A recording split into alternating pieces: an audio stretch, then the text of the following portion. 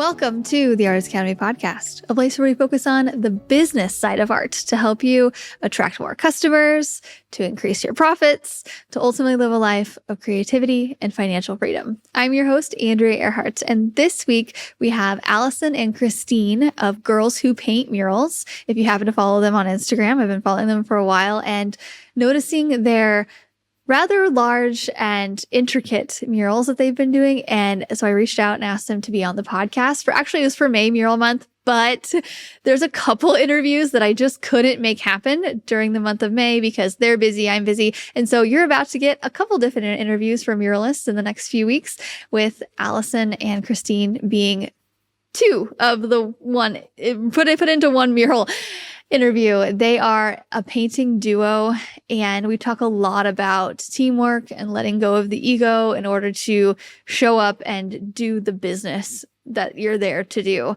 and to get it done as efficiently as possible. They talk about how they started their mural business over 4 years ago and how they continue to work as a team and how that benefits each other. And I was super interested in this because I've worked with many artists in the past, and some have conflicts, some haven't, but I think it's really amazing how they've been able to carry this on for over 4 years. And yeah, here we go.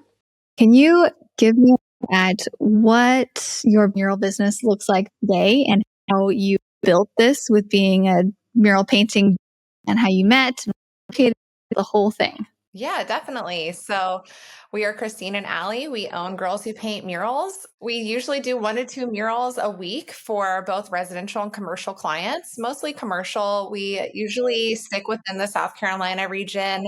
A lot of our stuff is in Charleston, some in Columbia. We've been all around the state. We've been all around the East Coast, even been to across the country to Napa Valley to do some murals, Wisconsin, Houston, Denver, and stuff like that. So the past couple years, we've been really expanding our business.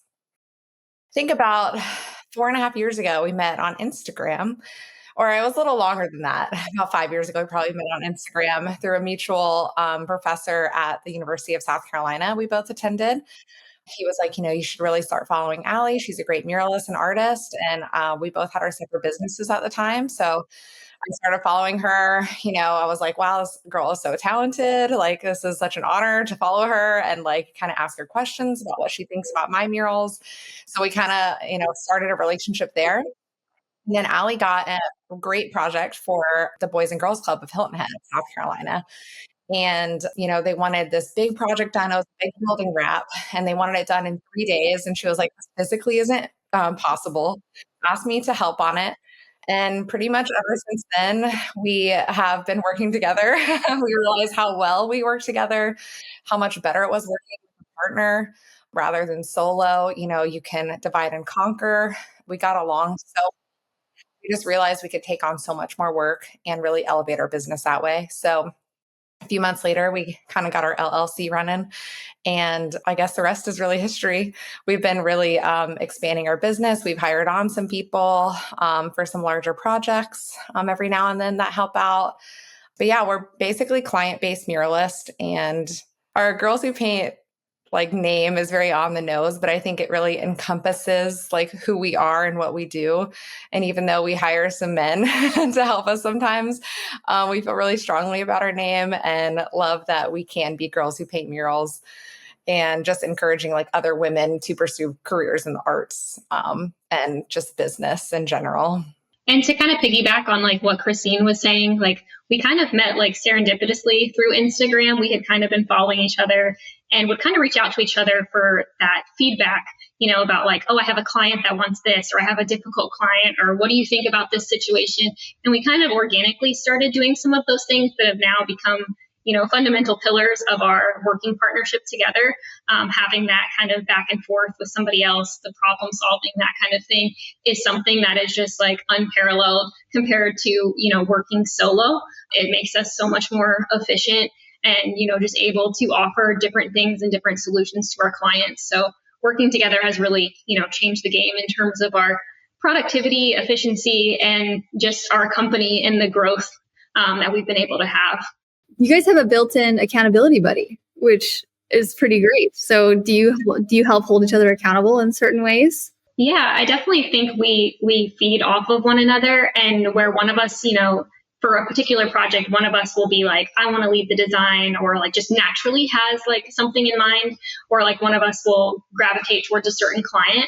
And so we definitely can like feed off each other and kind of split up projects that way. And we hold each other accountable in terms of like, I don't know, I think encouraging each other to do different, things within designs. Like I always tell the story of like Christine when we first met, not wanting to paint realistically. And now like she was just doing like lettering, color block, very graphic design type style murals. And I was like, no, you got to try painting a landscape. You got to try painting this realistically and shading. And she was hesitant. And then I was like, nope, you got it.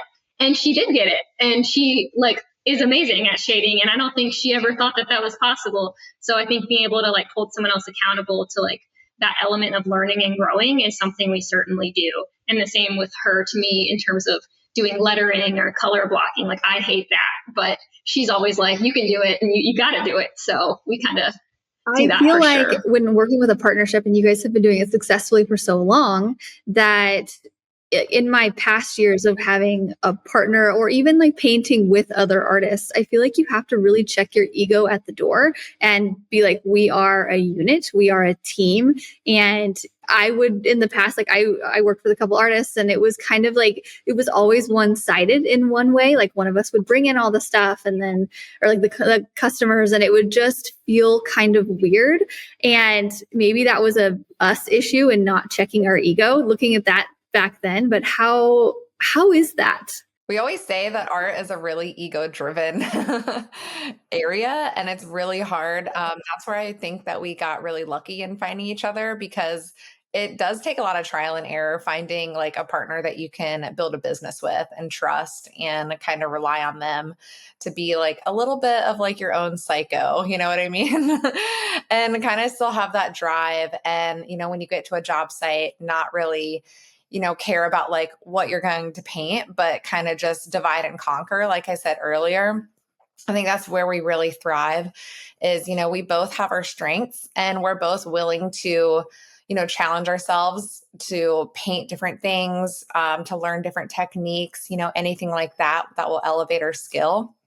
But I think, even when we hire on different people, we've definitely learned that, some people just don't fit, and you're just going to learn that along the way. And I think that, like I said, is where we got really lucky. I think we just help each other out, thankfully. And, it's always like a team effort of who's going to bring the clients in. We thankfully have a lot of word of mouth clients, where we don't have to do a lot of outreach. Thankfully, we've never been in that situation. We still, apply to like RFQs and RFPs and everything to kind of make that part of our business practice. But it's definitely a joint effort on both ends. Yeah. I think to touch on what you just said about relating back to your question about checking your ego and stuff at the door, and not kind of focusing on specifically what we're painting. It's so easy as an artist to look at a design and be like, wow, this one thing is the central part of the design. If I'm not painting it, then I didn't do the art that's in the design. And like, we have stopped thinking like that completely, but I do get that sense of like where you're coming from with stuff like that. It was hard initially to be like, give up that piece of something that you made if you're the one that made the design or something like that. But now it's not something that we think about. It's kind of just we put each person where we think they'll be best suited to most efficiently place the mural. And if that happens to not be on the central item, if I'm painting the background one day, I just have to be confident that another mural, I'm going to paint something that is central to the design. And the same with, the people that help us on our murals. If we hire this guy Revo to help us, and if we think he's going to be best suited for a certain part of the mural, that's where we put him. And we do let go of that sense of ownership in some ways, just for the sake of the mural and the design. Yeah, I think our like main focus is being efficient on a job site, because we have been so busy, thankfully, and we're very grateful for that. But, like Ali said, I'll definitely agree with everything. We just want to make sure that we just get the job done right professionally and, beautifully, of course. And, if that means you have to paint the background one day, you can get your next chance the next time you do a mural. I feel like I would suggest to do like rock, paper, scissors. If we both want like one area, I'd be like, okay, let's just settle this. You mentioned that you apply for RFQs. Yeah. How early in your painting business did you start with that? And how much does that make up of your yearly income and your jobs now? Yeah, I think that was something more recent that we've added to our practice, maybe within the last year or so, because we just became more aware that all these opportunities existed. And we kind of go through like periodically, maybe like every other week, and look on the internet, like different online resources, Facebook, social media, that kind of thing, and comprise a list of RFQs and RFPs and put them in order of when they're due, and make it part of our like weekly practice to go through that list of deadlines and apply to them. And a lot of times it's just a numbers game of applying. You might apply to like 100 of them and then maybe get one or two out of that 100 that you've applied to, maybe more, it, depends. But making that a part of our practice has been significant for us in terms of getting jobs that are across the country. That's how we've gotten a lot of our jobs that we travel for. And I'd say it probably makes up like 20%, 15 to 20% of jobs that we book are through those RFQs and RFPs, because you never know like which client or which potential client your work's going to resonate with. But we do highly recommend, artists making that a part of their practice, particularly if they want certain clients such as cities or townships or government entities. They often have to do the like request for a proposal like that in order to get their funding for the mural. So that's the only way they're allowed to receive bids for a job. So negating, to apply for things like that, RFQs and RFPs, is leaving a bunch of money and potential clients on the table. How did you get jobs in the beginning? You said you get a lot of word of mouth nowadays, but how did it start? Were you one of those artists that was just doing free stuff and then eventually you got things, or were you paying from or getting paid from the get-go? So I think when we both started, we didn't know that we were going to be muralists. We found out that we kind of fell into it, and found our love for mural painting. I think we both started out doing free murals for people and kind of made like a portfolio to just showcase our talent. And then it just kind of picked up when I had like a fair amount of jobs, not anything crazy. I was just getting by before I met Allie. I was really trying to make the mural business work. But I think when I met Allie and we started Girls Who Paint is when our business really elevated. And that is when we could kind of put ourselves together, since we have two different styles, make really unique designs. And that kind of set us apart from everything. I think having like a really business mindset really sets us apart from a lot of different muralists, because things are so ego-driven. You just kind of have to like stick with the business and just grow that way. So, of course, in the beginning, it was not all like rainbows and sunshine flowers, or you're just like raking in money or anything. But, you got to start somewhere, and we're so happy that we did. But yeah, I would say like when we started Girls Who Paint is when everything elevated. And over the past, I would say 3 years is when it has really grown. The past 2 years, it's just, every year it just gets better. So yeah, I would agree with all of that. Definitely started off by doing some free murals. And then, finding Christine, we were able to just tackle things differently, provide a different, breadth of designs to our clients and stuff like that. But we've gradually increased our pricing over time, obviously starting out at free originally. But then I remember some murals I did when I first started. I would do like bathroom or like bedroom, different residential murals for like $400 or $500. And just gradually over time, like increasing that. And then once our business together got more established, we created more of a structure, which I think, most muralists do, with like a pricing per square foot plus like add-on expenses and that kind of thing, which allows us to keep our pricing structure, a lot more efficient and consistent. But it's crazy going from charging no money or like $400 for a mural, and now we're getting murals that are like over $40,000. So there was a lot of growth that happened in that time period for sure. Oh, that's so fun. And you have a built-in buddy to discuss price with and say, should we do this? And like, just have that conversation. I feel like that's the main conversation I have with students. And even with me, with my husband, I'm like, okay, I want to charge this. Is this too crazy? Like, do you have that? And what is your pricing system?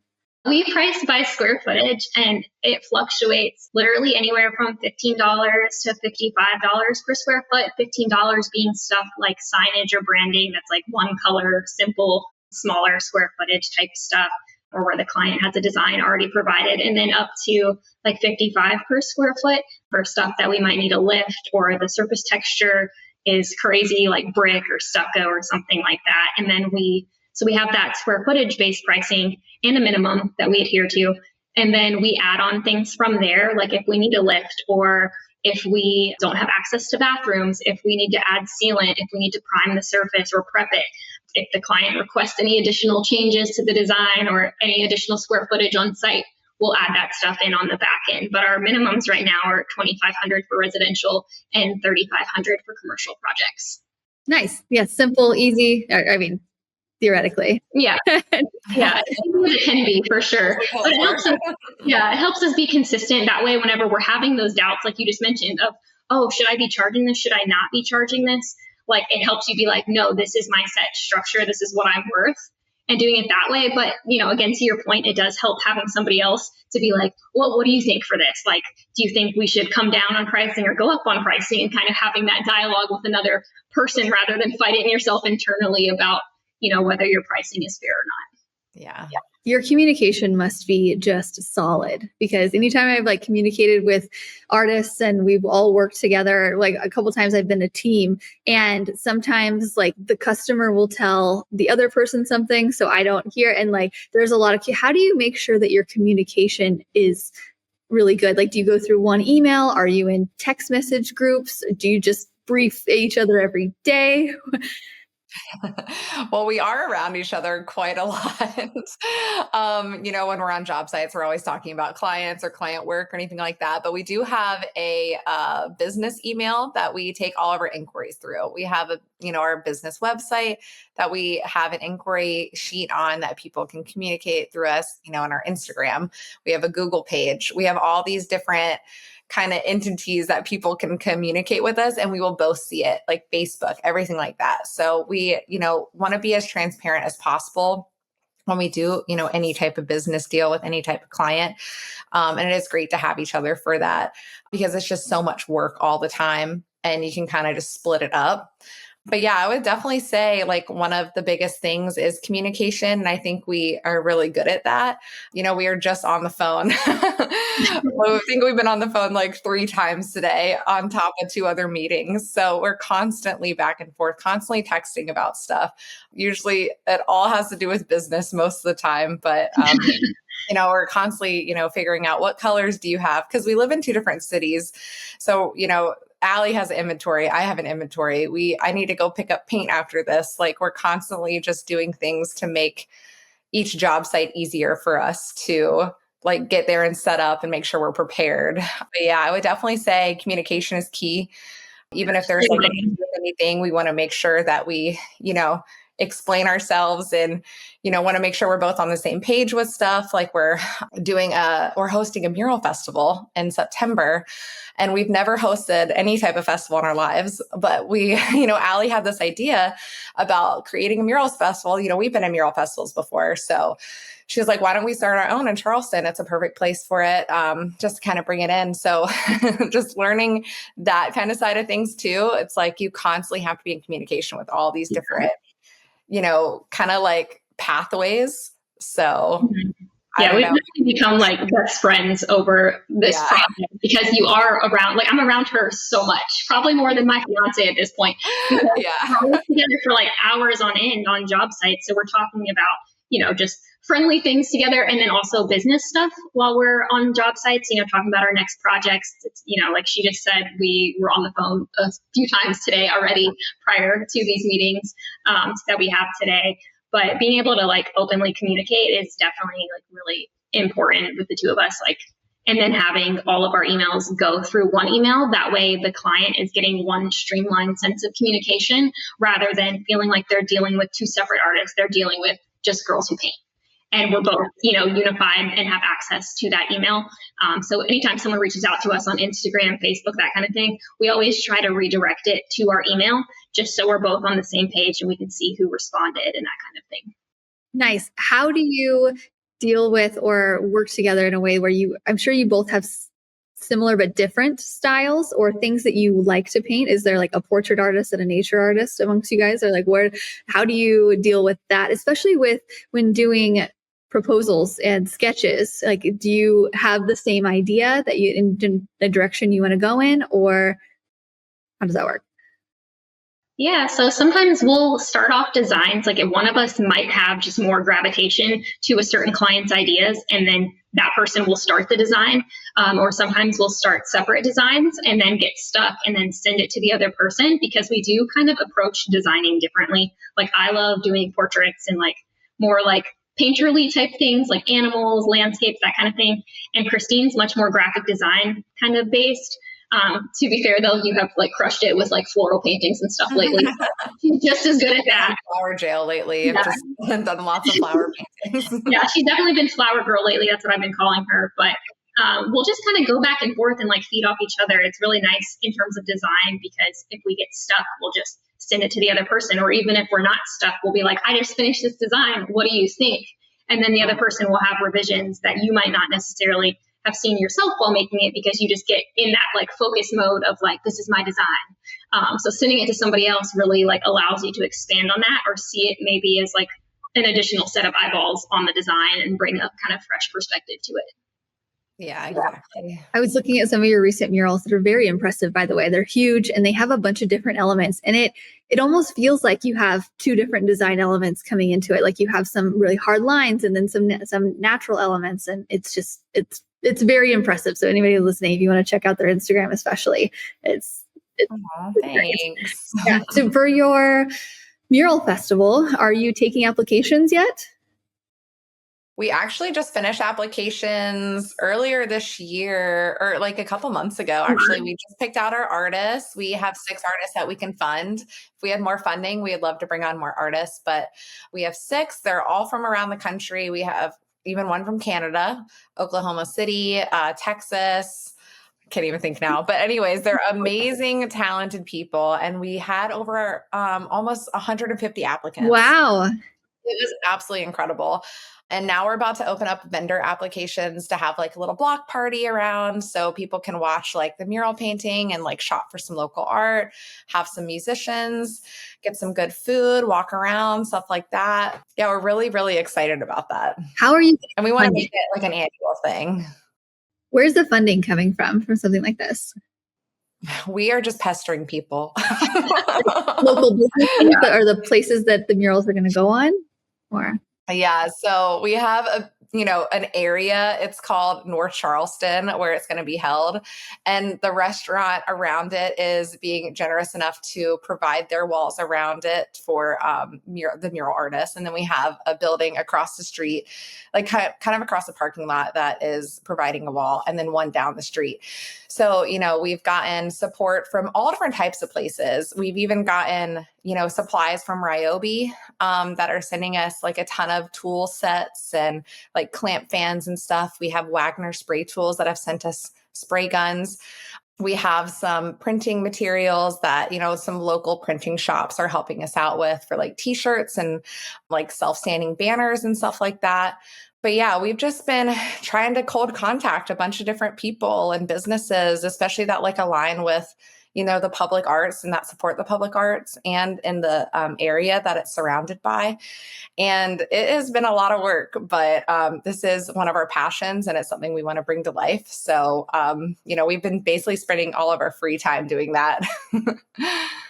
Well, there's a girl here locally, and I talked to her. She's also doing like a mural festival around our very small town, Missouri. And I talked to her about the process of it and how much that is, even just having restrooms and like, yeah. I'm like, oh, you go girls. That's awesome. It's crazy. Yeah. There's little things like every week that we're like, oh yeah, we need this. Like we just had a meeting this morning. We're like, oh, we need some insurance and porta potties and, stuff like that. So it's things that like you don't think about, but you learn about really easily. So like through other people, thankfully. And like the city of North Charleston's one of our sponsors, which is, hosting the Mural Festival. So we're very thankful for those people and anybody who has supported us here on out, because, we're so grateful, because they don't even know what it's going to be like, the turnouts, and, they're just supporting public art. And, I think it helps that we have a lot of murals in and around the area of Charleston. So, they're not going in blind and just giving us money for no reason, but all of our efforts, we're not getting paid. It's just everybody's money is going straight to the artists, which is what we care about. That's our whole main goal, is to pay artists and make that a priority. So great. So I'm sure there's going to be a lot of fun stories. I wish almost that we'd interview you right after to see the craziness. But is there any kind of stories you can think of offhand that were like big learning lessons? It's particularly for the budding artists that are listening, of things you've maybe learned the hard way that you could share that somebody might come across when painting murals. I think pricing is probably one of the biggest lessons that we had to learn, and making sure with that being in mind, that we have so many things within our contract that protect us. Certain things we don't include in our pricing, like wall preparation, removing things from the wall, patching holes, priming, pressure washing, making sure like all of those things are mentioned ahead of time, so that when you get to the site and the client has not prepped the wall for you, you're not there wasting your time on a dirty wall, or you're not painting on a dirty wall and then the paint doesn't adhere properly, and then the client's calling you back saying that your mural is lacking in quality when really they didn't prep the wall. So some of those things that just thinking in advance and putting them, or learning the hard way and putting them in your contract afterward to protect yourself, I think is one of the biggest things. Like the contract has to be solid. The contract with the client just needs to have as much stuff as you can think of in it that could be an issue. Like we just recently added that clients are responsible for our parking fees, so we're not eating parking costs when we're somewhere. And then another one we recently added was, if there's no access to bathrooms, not including porta potties, these do not count, then we charge an additional fee, because that makes us have to leave the job site and loses time for us on the mural. So just adding little things like that, or like a rescheduling fee. We have a clause in our contract that if a client cancels or reschedules within 2 weeks of the mural, that they owe us $500 for our time that we wasted, and then having to put them back at the end of our schedule. So just adding little things that can potentially mitigate problems on the back end is really important. And we've definitely learned all of those lessons the hard way.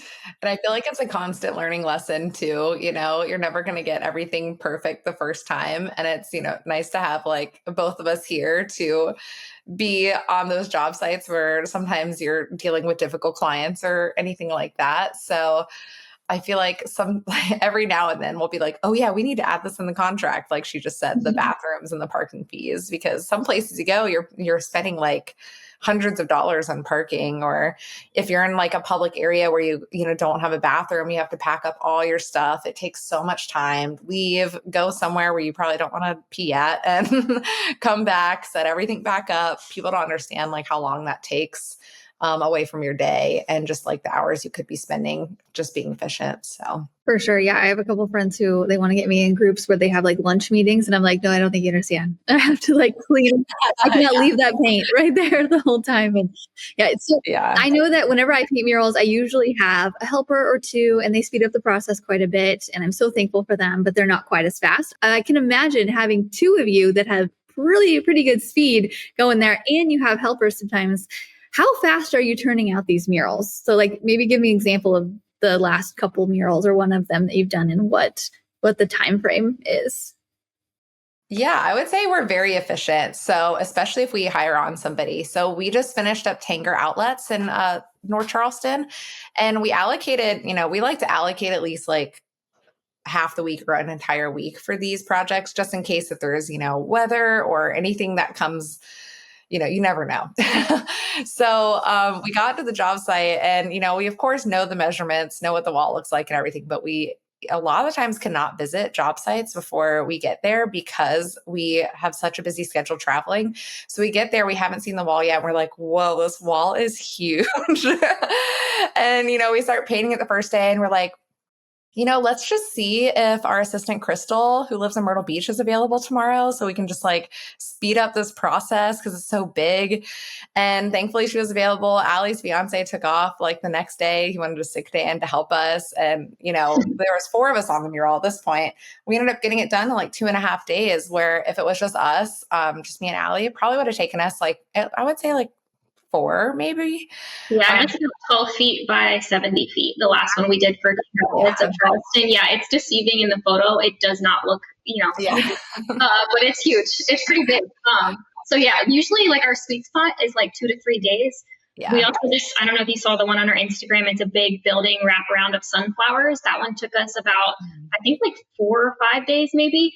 But usually, and that's a whole building, but typically our sweet spot's like 3 days, but it does help having multiple sets of hands. Yes. And working efficiently. We found hiring some people before to help us that some artists do not work efficiently, that a lot of artists kind of subscribe to the kind of lackadaisical like artist mindset of like, just show up and casually paint. And we're not like that. We get there like by 9 a.m. We paint till like usually like 3 or 4, and then we repeat, and we're very efficient, and we treat it just like a regular 9-to-5 job.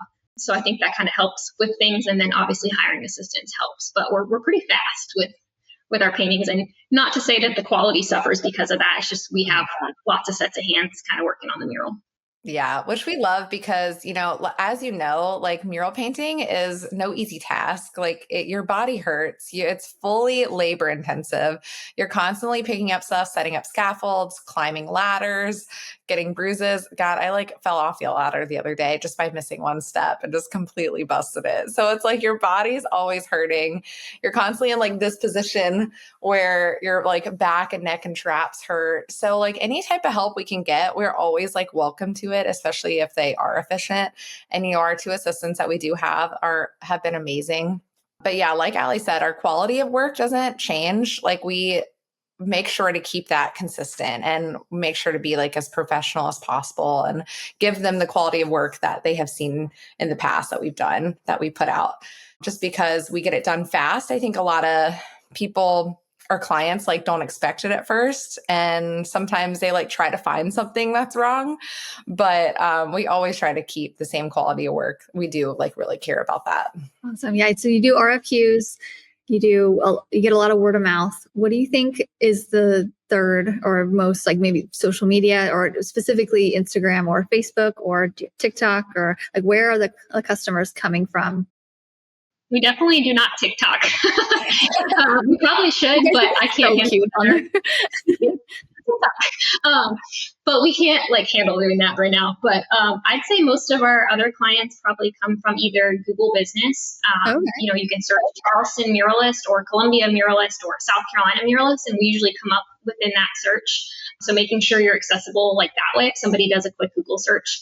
And then I'd say like Instagram and social media. I'd probably say more on the side of Instagram, but that's not to totally write out Facebook because we have gotten clients like that way as well. Usually like the older generations are more gravitational to Facebook than Instagram, but like our age group, definitely from Instagram. So a good mix of both, but probably between Google and Instagram. Awesome. Any last bits of advice, words of wisdom from you ladies that you want to pass on to the just starting era of artists that are just up and coming, and also let us know where we can find, I guess Instagram is the main one where people can hop on and say hello. Yeah, definitely follow us on Instagram at Girls Who Paint Murals or Facebook, GWP Murals. But yeah, I would definitely say like, if you're like starting out, just make sure you have a good contract in place. They have a lot of good templates out there that you can like go off of, but also, kind of think what you really, need on a job site, like the bathrooms or the parking fees or rescheduling fees if you're busy. If you find somebody that is good to work with, like take it on, like drop your ego, just like paint and have fun, Yeah. And I would say like for people starting out as well, like I know like there's been a trend recently of people specifically kind of going into the field of murals and just being like, I'm going to do murals. Yeah. And like, that's always like, I feel like a hard thing, like in some ways for like us to see, not because it affects our business, but because like we never planned on doing murals. We just kind of like happened into it. And I think artists now are kind of like pigeonholing themselves into being like, oh, murals are trendy right now, I'm going to do murals. And I think that's fantastic. But there's some artists that's not necessarily like the structure of art that works for them. So I think keeping an open mind and letting yourself naturally like fall where you fall with things. Like maybe that's not murals, maybe it's branding, or maybe it's hand painted signage, or maybe it's large scale commission paintings. Just keeping an open mind to where you'll naturally kind of pivot and grow, rather than being like, this is the one thing that I have to do. Because I think I've been seeing that like a lot lately with people just deciding like, they're like, I'm going to do murals right now. And I'm like, I think you have to also determine whether that like fits well with who you are as a person and like the kind of schedule or kind of work that you want to do. I think considering those things is important, and letting yourself just kind of end up where you end up and focusing then.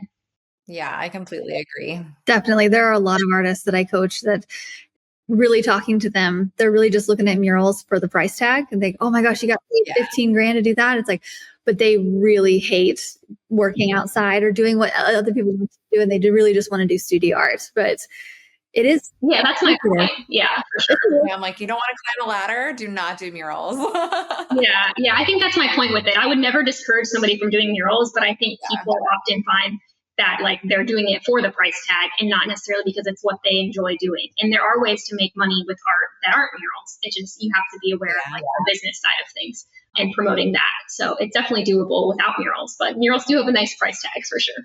For sure. Awesome. Well, thank you guys so much for coming on and talking with me and everything. I love talking to other female muralists who are just killing it and, carrying the ladders around and all the construction site things. So we're going to continue to. And thank you so much. It was such an honor that you asked us. We really appreciate it.